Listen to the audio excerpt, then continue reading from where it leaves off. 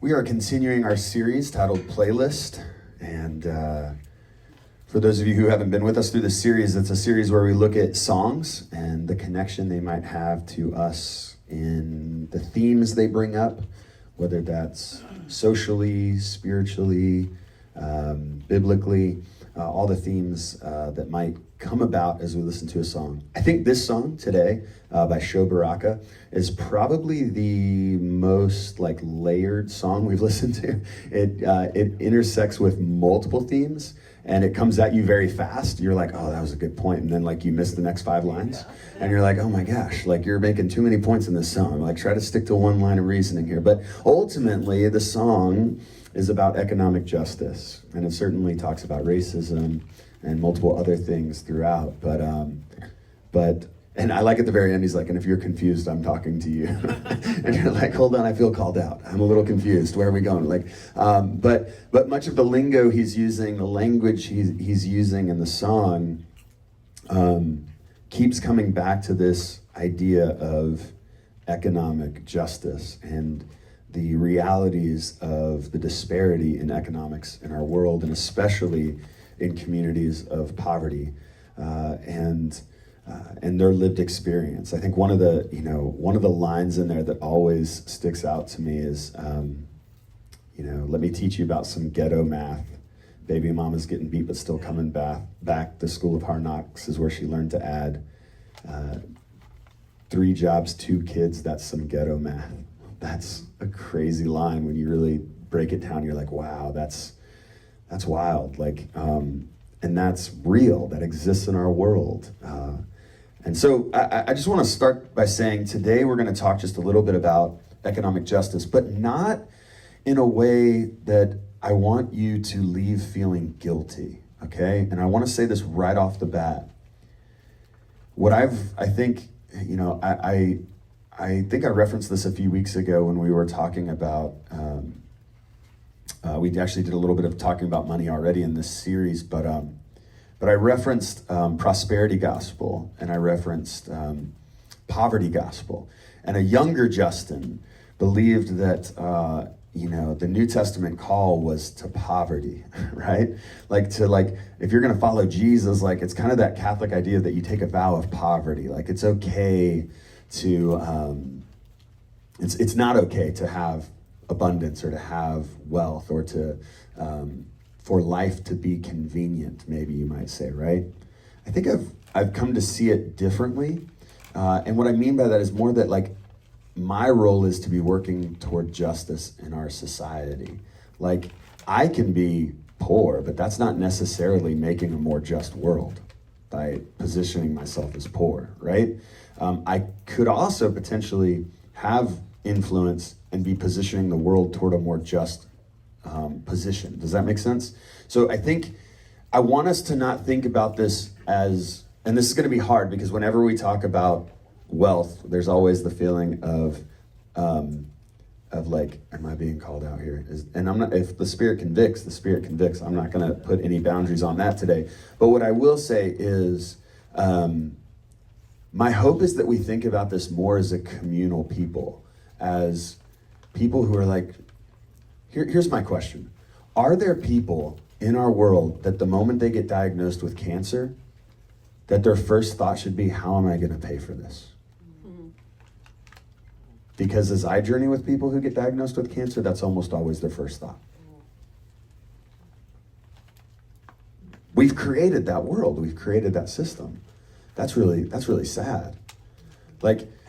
And I could go on and on with all the different ways that we think about money in very basic needs that as a society maybe we should consider meeting. This is what we talk about when we talk about economic justice.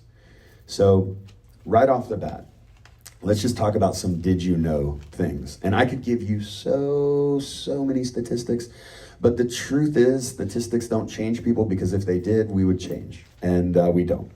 But my argument is that God cares about economic justice. So I want to share some statistics first, just to show that maybe as Americans, we're not super great at this. In 2018, the world's billionaires got richer by 2.5 billion a day. Let me just say that again. In 2018, The world's billionaires got richer by 2.5 billion a day, while the poorest half of humanity got poorer by $500 million a day. Okay, I'm gonna say it one more time because I don't have a graph for this. 2.5 billion a day in 2018, the billionaires got richer, and 500 million each day, the poorer got poorer. The top 0.1% in America owns almost as much wealth as the bottom 90%.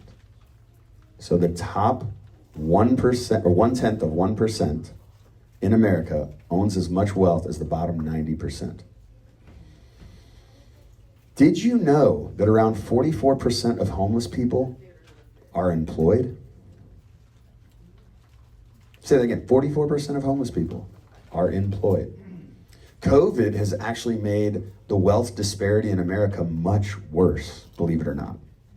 Forbes and the U.S. Bureau of Economic Analysis data shows that U.S. corporate after-tax profits hit a record high of 2.5 trillion in the third quarter of 2021, further enriching wealthy executives and shareholders, while employees stayed roughly at the same amount for minimum wage income. I could go on and talk about the wealth disparity, and the truth is most of you probably know it. But I thought, where should we start? Let's start in a book that we all love so much, Leviticus, right? When you think, man, I want to go hear a sermon on Sunday, you think, I want to go to Leviticus. Let's start there. But the truth of the matter is, many of us have a conflicted relationship with Leviticus. But even with that conflict, I would actually argue Leviticus has a lot more to teach us about organizing as a community than we probably think. And I'm not going to center all this on Leviticus, but let's just start there, because I think this intersects with another conversation that I didn't want to leave out, especially because it's a huge part of our world right now. One of the things we've been trying to do through the summer is also talk about relevant subjects. So let's just start in Leviticus, and we'll work our way through some other books of the Bible. And hopefully, if you can, stick it out till the end, you'll see where I'm going with this, okay? So the Lord said to Moses at Mount Sinai, "Speak to the Israelites and say to them, when you enter the land I am going to give you, the land itself must observe a Sabbath to the Lord. For 6 years, sow your fields, and for 6 years, prune your vineyards and gather their crops. But in the 7th year, the land is to have a year of Sabbath rest, a Sabbath to the Lord. Do not sow your fields or prune your vineyards." God is concerned about how we care for the land. I just want to pause here, and you're like, this isn't an economic justice issue, Justin, but it is. Because it's a greed issue. The way we take care of land and the way we take care of animals and the way we steward creation is deeply economic. It's driven by economics. The red flags that we see that we blow right past through are almost all with the desire to accumulate more and more and more. Here's an example. There's a slash and burn method of clearing land for agriculture. It involves cutting the vegetation of a plot of land and allowing it to dry, and then at which point it's burned. The cleared forest lands are then cultivated for a few seasons until the yields decline and the soil becomes nutrient poor. And then it's used for cattle pasture until it's then further degraded and then completely abandoned. This method of agriculture is a significant driver of tropical deforestation in our world. And when I say that, you're probably like, okay, deforestation. I've heard this before. It's whatever, it's not that big of a deal. United Nations Food and Agriculture Organization say this: deforestation causes incalculable environmental damage, releasing billions of tons of carbon dioxide into the atmosphere and driving thousands of species and life to extinction each year. Estimates argue that we are doing this to about 32 million acres per year. Since 1990, the world has lost nearly 1 billion acres of forest. These are conservative estimates. Deforestation is just one aspect of greed and a more mentality. In what ways do we benefit or contribute to the realities of deforestation? Because this matters, right? We're called to care for creation. How are the ways that we're organized? And this is what's interesting that I don't think I was ever taught growing up in church, is that God is actually deeply concerned with how we treat land and animals. The covenants through the Old Testament aren't just God and his people making a covenant together. It's God, his people, animals, and land. These are the covenants are connected to creation and care for creation. Not to mention, like, the Genesis story is a story of caring for creation. The animals come off the ark, and God makes a covenant with the animals. A covenant with the animals to never flood the earth again. Like, that's very interesting, that it's not just with people, but it's with the animals and the land to never flood it again. Caring for creation is part of our role. Let me say it this way. The economics of stewarding creation well is a spiritual matter. It's a spiritual matter because God calls us to care for creation throughout all the scriptures. This is like a refrain, keeps coming back. But even more, nearly all of our reasons for not caring for creation are driven by greed. I'm not going to say all, but nearly all. A desire for more, looking the other way at the impacts that it's having on the earth and the animals. Not to mention, the data is increasingly showing that climate change and our inaction to ultimately help this problem remedy itself deeply affects communities of poverty and ultimately creates more poverty. From the World Bank data, they say no country today is immune from the impacts of climate change. According to their most recent research, climate change could drive 216 million people to migrate within their own countries by 2050, with hotspots of internal migration emerging as soon as 2030, spreading and intensifying thereafter. So let me explain what that means, this emergency migration, but staying within borders. It means that you're going to have people migrate from particular parts of the countries to another part of country that are not prepared to migrate. They're not prepared to uproot their home, but they have to. That's going to increase poverty levels. 216 million, in essence, refugees within their own country, needing to go somewhere else because the place in which they currently live is inhabitable. Climate change could cut crop yields, it already has, but especially in the world's most food insecure regions.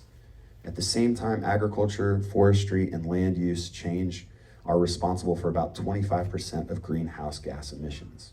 The agricultural sector is core to addressing climate change. And it's also core to a lot of the greed that's being experienced. And this isn't just me calling out the agricultural sector of our economics. You could argue every sector of our economic reality is impacted by greed. But it's to say this particular sector has an impact on our world and our earth and ultimately our land and our animals. And so I say this to say, this is a spiritual matter, and it's also an economic matter, how we care for the earth. And let me just say, I'm eons behind where I should be on this. Like, I don't recycle. Oh, geez, I just said that out loud, and everyone's now judging me, right? Oh, how dare you, Justin? You don't recycle. I probably should, but then I also look at it and I see corporations, create something like 97% of the unrecyclable resources, and I'm like, they're the ones who need to change, not me. And I should not have that attitude, right? But what I guess I'm trying to say is, I'm trying to say, like, I want to be responsible for things, but I'm also like, but life's so easy to just not be responsible for it, right? It's so easy in life to be like, it's not that big of a deal, but it is a big deal when we dive into it, and it's a spiritual matter. And so I got to get better at this. Now, I'm talking about economics, and you're like, Justin, all you've talked about is the climate. This is weird. This is not economics. It's partially economics, but now we're going to go a little deeper, okay? Leviticus. We're going to stay there because you guys really like it, all right? We were in Leviticus 25. We're going to keep going in 25 a little further down, and it says, Leviticus 25:10 says this, consecrate the 50th year and proclaim liberty through the land to all its inhabitants. It shall be a jubilee for you. Each of you is to return to your family property and to your own clan. Now, go to the next slide. I want to show you this. Proclaim liberty throughout the land to all its inhabitants. Anybody know where this passage from Leviticus is? Like where it's printed, what it's inscribed on? That's in Pennsylvania. Any guesses? The Liberty Bell. It is. Yes, Leviticus is inscribed on the Liberty Bell, if you did not know that. Which actually gives me great hope, because how about we take the year of Jubilee seriously, since it's, on the Liberty Bell after all. Do we know what the year of Jubilee is? Have you heard of this before? This is where all land is supposed to go back to its original owner. Imagine that. Imagine America taking a verse out of context and putting it on a Liberty Bell. No way.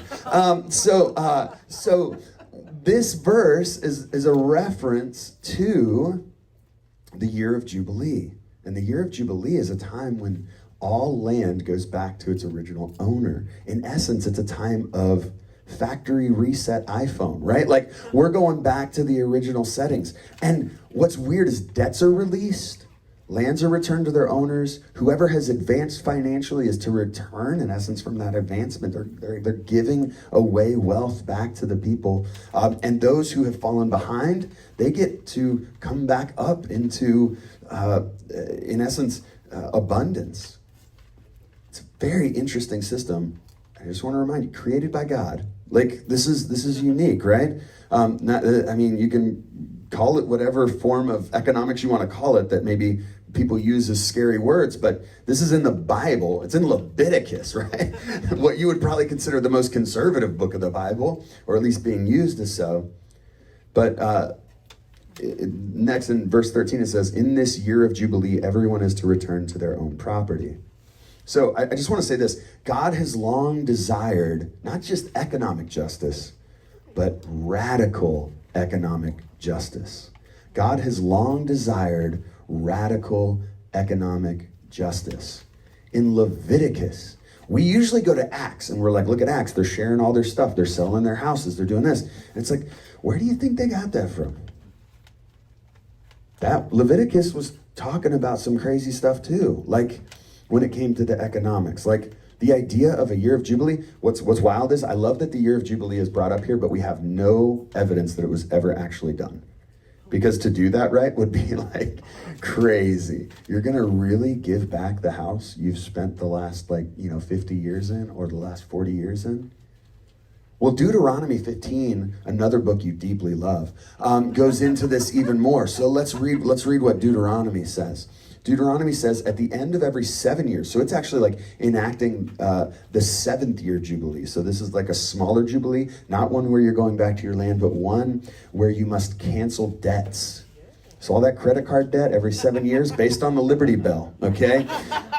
Free from it, all right? Try that in court, see how it works. All right, this is how it is to be done. Every creditor shall cancel any loan they have made to a fellow Israelite. They shall not require payment from anyone among their own people, because the Lord's time for canceling debts has been proclaimed. Wow, that'd be a pretty cool economic system. I'm down. If anyone is poor among your fellow Israelites in any of the towns of the land the Lord your God is provided to you, do not be hard-hearted or tight-fisted toward them. Rather be open-handed and freely lend them whatever they need. This next detail is so hilarious, because it's like God knew exactly how people would react when they knew every 7 years debt was going to be released. So he says this, be careful not to harbor this wicked thought. The seventh year, the year of canceling debts, is near, so that you do not show ill will toward the needy among your fellow Israelites and give them nothing. Because in essence, if you're a lender and it's the 6th year, you're like, you know what? Sorry, the bank's closed. Because next year, it's going to be released. But there's even a provision for don't do that. This is all about us sharing our abundance together, because there's enough. Think about that. In our world, there is enough. When you have the highest 0.1% owning 90%, like that is crazy. There is enough for you to not get diagnosed with cancer and your first thought to be, how am I going to pay for treatment to even live? Let alone having 3 jobs for 2 kids. God has long desired radical economic justice. God has long desired radical economic justice. Now, we are not centered on Leviticus or Deuteronomy. I want to make that clear. We are a Jesus-centered community, right? So you're probably like, Justin, you've spent more time in Leviticus and Deuteronomy than since our inception in 2019. And that is probably true. But what I want to say is we're Jesus-centered. And I think it's interesting to consider what Jesus says when he starts his ministry. Let's read this passage. We're going to read this passage and pause and read and pause, but here's what happens. He went to Nazareth where he had been brought up, and on the Sabbath day, he went into the synagogue, as was his custom. I just want to say this real quick. You would go to the synagogue, someone would read the scroll. It would be the reading of the day, all right? They would have planned readings of the day. It seems as if Jesus knows this is the planned reading of the day. Let's just put that out there. Most scholars would say either Jesus pulls a 180 and reads something different, or he knew this was going to be the reading of the day. And he's been in and out of the synagogues. We see this before, that he's been teaching. He's been growing in wisdom and knowledge. He stood up to read, and the scroll of the prophet Isaiah was handed to him. Now that makes us think like this is the planned reading of the day, right? Unrolling it, he found the place where it is written, "The Spirit of the Lord is on me." So this is written in Isaiah. He's reading from Isaiah. This is a prophetic book, right? Because he has anointed me to proclaim good news to the poor. Yeah, Jesus did that. Jesus proclaimed good news to the poor. He has sent me to proclaim freedom for the prisoners. At this point, Israel is being held captive by Rome. They are occupied country, so they see themselves as prisoners. This is their freedom. And recovery of sight for the blind. To set the oppressed free. To proclaim the year of the Lord's favor. What is the year of the Lord's favor? It is a reference to the year of Jubilee. Jesus is saying, I'm here to proclaim the year of Jubilee is right now. Now is the 50th year. I'm here to proclaim it. That is a deeply political statement. That is a deeply problematic statement for those people who are wealthy Israelites. Well, hold on, let's pause now. Before I have to give things away, what do you mean by year of the Lord's favor? We're talking metaphorically, right? But Jesus then goes on to roll up the scroll, gave it back to the attendant, and sat down. The eyes of everyone in the synagogue were fastened on him, because this is where most people think he might have done a 180 and not went with the reading of the day, but read this specifically. He began by saying to them, "Today this scripture is fulfilled in your hearing," which is just a bold statement of this is happening. The year of Jubilee is here. I'm here to usher it in. The ministry of Jesus was deeply concerned with economic justice. And however you want to frame that, whatever you want to say about it, Jesus has a rich man that really wants to follow him. And what does he tell him? He says, yes, sell everything if you want to follow me. Why does he have to sell everything? Because there's other people who own things that follow Jesus. Well, because greed was a huge motivator for this particular individual, who apparently kept every single letter of the law. Because Jesus asked him, have you done this? Have you done that? Oh, you've done that? Okay, cool. Well, sell everything and come follow me. Let's do this. And then Jesus goes and meets with a tax collector who sells everything, gives away back to the poor what he stole from them. He gives them back double. He, in essence, gives reparations to the people that he's extorted. And what does Jesus say? Jesus says, salvation has come to this house. That somehow, it doesn't say this person accepted me into their heart. It says this person made an economic decision to make right what was wrong, and salvation has come to this house. That's what the passage says. That's not to say there wasn't a heart change. I'm confident there was a heart change in Zacchaeus. But it's to say there was also a literal change in his financial status because of what he had contributed to. The system he had contributed to was a broken system that needed reformed, and he knew he could play a part in reforming it. And so he did. And Jesus says salvation has come to this house. Jesus is deeply interested in economic justice. And we should be too. Because we live in a world where there's so much disparity and so much brokenness over economics. And I say this because I think in the church, this message, if I gave this message in just about any other church, which I think is biblically sound, nothing I've said I think is not biblically sound, there would be people who would make claims about my character based on things like you're a socialist, you're a Marxist, you're a fill-in-the-blankist, you know what I mean? And that would be because there's this fear that exists in this space of, well, are you taking my money? Well, are you? What do we do? Am I going to lose my position or my privilege? Am I going to, there's this feeling that we are so connected to this model or this way. And certainly some of this is a critique on capitalism. The idea of getting wealthy off people getting cancer should be something that we should probably struggle with. I mean, not probably, we should, right? Especially if Jesus is supposed to be the great physician, the great healer, then we should see people getting healed from their illness as something that is central to the ministry of Jesus, not something that we then go out and say, well, how can we profit from that though? How can we make money off people who have diabetes and need medication? How can we do that, right? In my experience in the church growing up, and most of my life in the church, these conversations aren't allowed. And so today, what I wanted to do was just say, it's allowed. If you say economic justice matters, and we need to think about some radical ways of reforming our situation in America, that's not antithetical to Jesus. That might be very well right in line with Jesus. And in my mind, potentially, if Jesus were to come back today, he would be critiquing the same systems that I've critiqued this morning, and probably much harsher.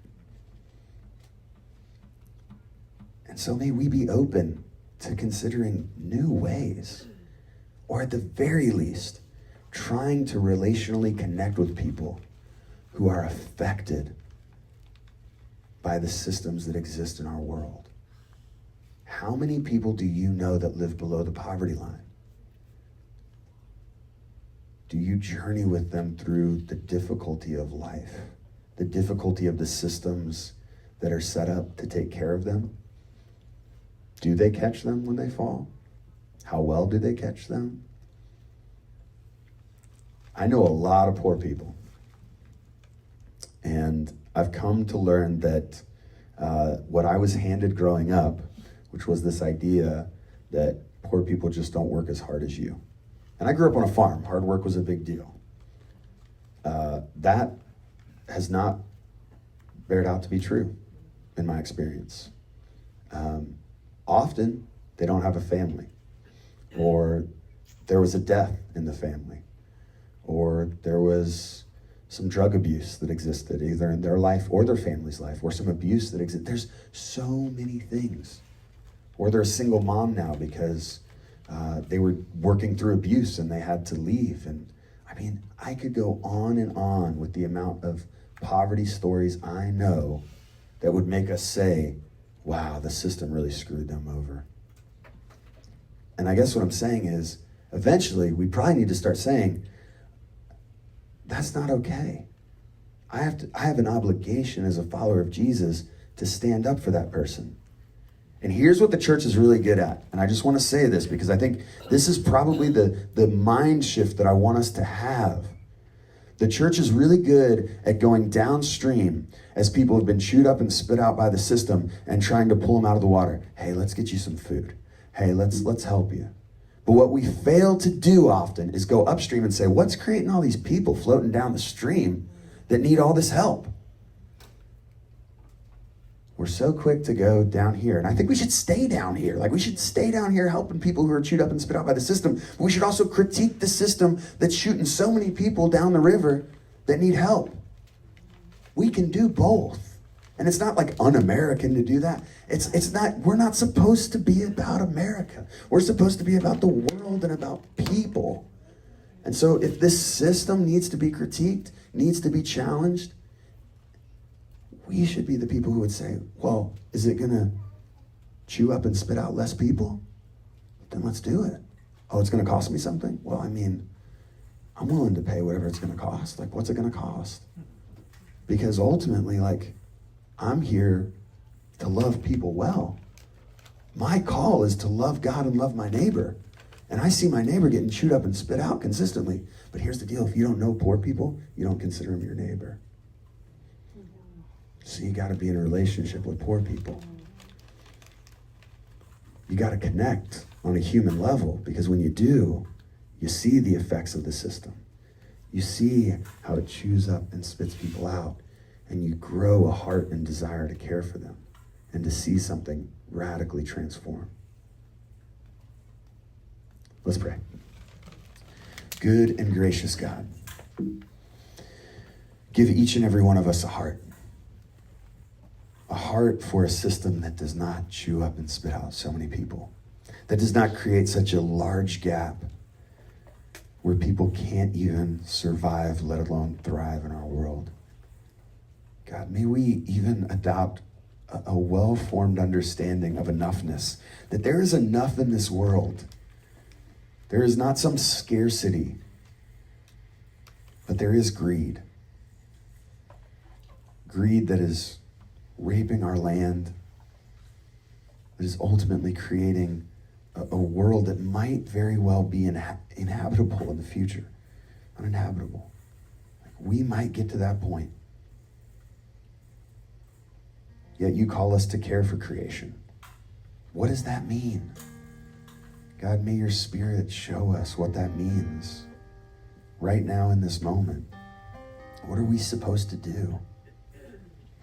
As we look at the brokenness of economics, what does justice look like in a capitalistic system that tells us to keep going, get ahead, make more, buy more? If you just buy enough, you'll be happy.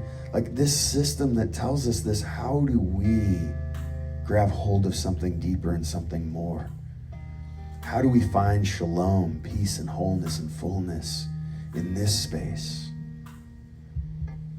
God, protect our own hearts, but also make us the type of people who champion justice, who fight for justice in this world, who think about the poor, the people who don't have enough, and ultimately that we are willing to sacrifice out of our own to help them, but also we desire to make a world where there is less people in that position. May we not get so concerned with the downstream that we forget there's a whole system up here that needs to be challenged. God, speak to us.